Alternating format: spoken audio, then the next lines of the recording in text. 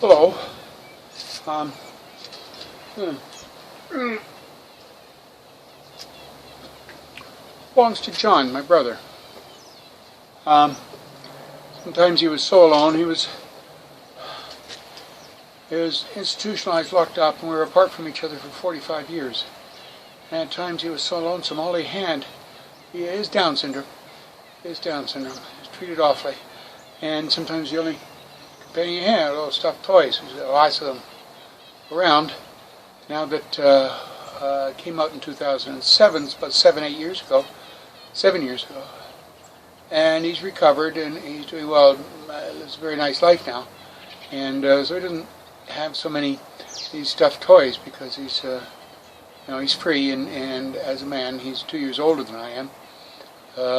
To make him 68 years old. He's almost 69. So I see these stuffed toys around sometimes. It reminds me of the time when John came out and Roxy and I basically put them back together again. Here we were. Right. Number 5. We are on 5. Number 5 is an ideological war against facts. Asking a question, why is there a war on truth? It's an illness. It has to be. If an individual is addicted to a falsehood or to falsehood itself, that can only lead to self-destruction. The illness is from a form of insecurity or fear. Fear is based on the unknown. You can only fear what you do not know. The ultimate unknown is the failure to realize you're afraid. Ignorance causes fear. The promotion of ignorance creates fear and robs humanity of its intrinsic empowerment. But wouldn't those orchestrating ignorance and fear-mongering have sufficient knowledge to know their actions are in reality self-destructive? Apparently not. So a global conspiracy of ignorance, a war against truth, is based on fear. Not a fear of any reality, just a fear as an entity in and of itself. The only thing we need to fear is fear itself. That's FDR, Franklin Delano Roosevelt, during the Depression. Fear itself. Nameless, unreasoning, unjustified terror which paralyzes needed efforts to convert retreat into advance. FDR talked of the need for leadership to overcome fear.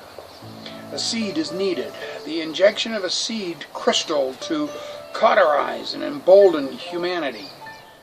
Each of us have the seed of courage within us.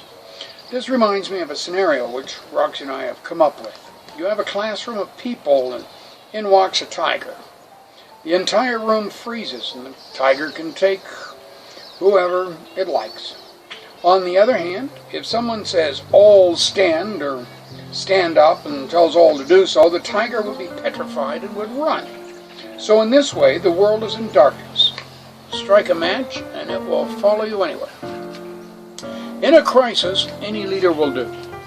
This is the power of a good idea. When the world is not in crisis, it is impossible to assume a leadership position. However, if the ship is sinking, it is easy to get people onto your lifeboat. Hence the genius of Baha'u'llah. The old world is collapsing and there is no way to save it. It deserves to die anyway. So the only thing to do is to build lifeboats and wait.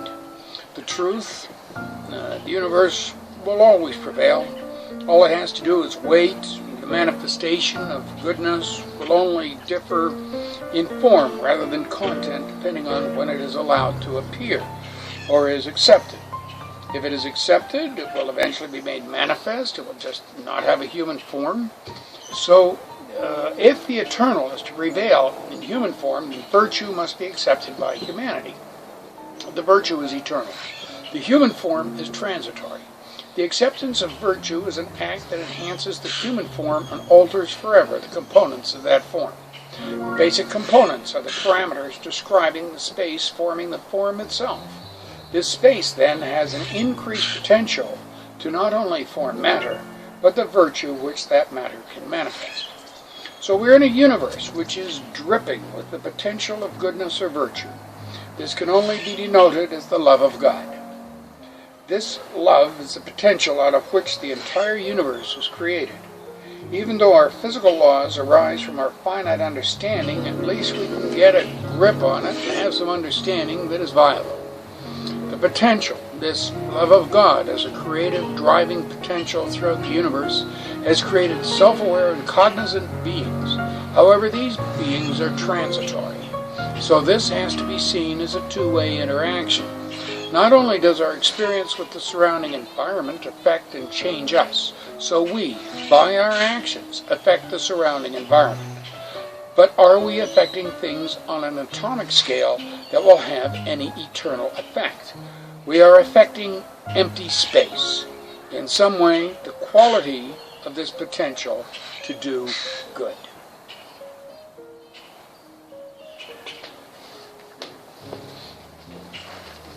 Yeah.